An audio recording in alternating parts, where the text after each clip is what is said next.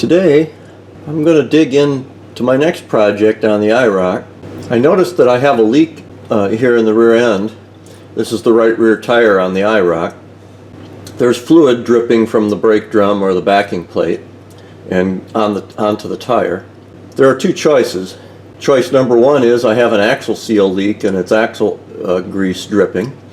And the other is that I have a leak in a wheel cylinder and it's brake fluid. I have the tools and I'm prepared to tear into the rear axle if I need to. I've looked at the fluid and it kind of feels like brake fluid, although the brake fluid isn't very low in the master cylinder. I'm going to jack the car and pull that wheel off, get the brake drum off, and get a look-see as what we've got. I did look at the brakes early on and everything was in good shape, but now that the car's got miles on it and it's been working,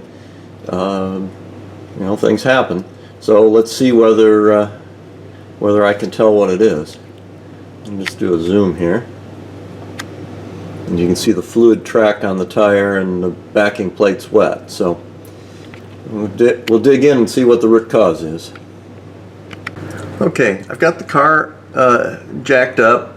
It's up with jack stands under the frame on both sides. Basically, I jacked it from under the axle. I've lowered the axle down to its limit so that it's hanging free, or I should say hanging on the shock absorbers at this point. That gives me enough working room. I need to get the brake drum off, and in order to do that, I need to pull out this rubber plug and back off the adjuster because the drum doesn't want to come off, which would be normal. So if we see if we can pop this guy out of here. Yep, and we can. And that's okay. And then inside here is a star wheel that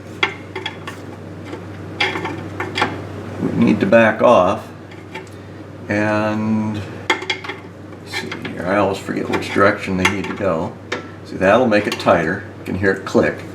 So what I need to have is a little screwdriver. The screwdriver is going in underneath the adjuster to push back the lever, and then now I'm rolling it from bottom to top.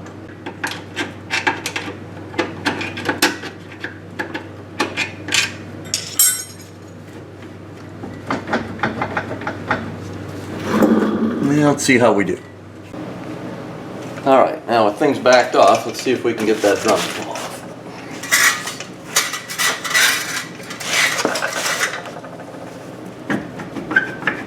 Like that, walk her right off.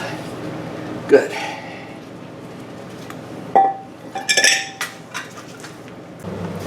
Well, let's see what we got here. Get a little more light on the subject. First thing is I want to look at the axle seal, which there is right there, and that dude looks pretty dry.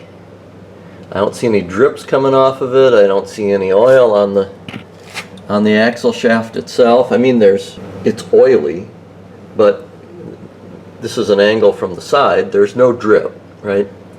And I have fluid spraying on the inside of the fender well. The brake linings are wet. You can see the gloss. Brake drum is all wet. There's fluid laying down here in the bottom. So what I suspect I've got is a wheel cylinder leaking, and I think it's brake fluid. I mean, usually you can tell the difference, but when I only had a small residue, so I couldn't tell for sure. But it started to feel. Brake fluid tends to feel a little more sticky, and if you rub it between your fingers, then you got to be careful you don't, it's a chemical, so brake fluid's kind of corrosive, so you got to be careful. But let's see if we can get a better look at the wheel cylinder here. So I'm going to bet is, see that guy right there looks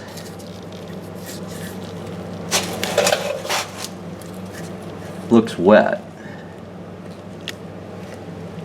Trying to get a good, see when I squeeze on it, look at the moisture coming out of there.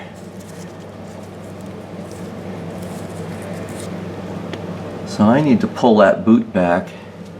The other end looks like it may be okay.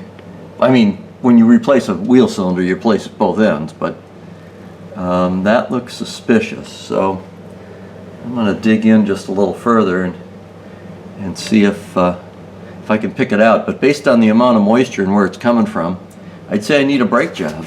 I had looked at these brakes early on.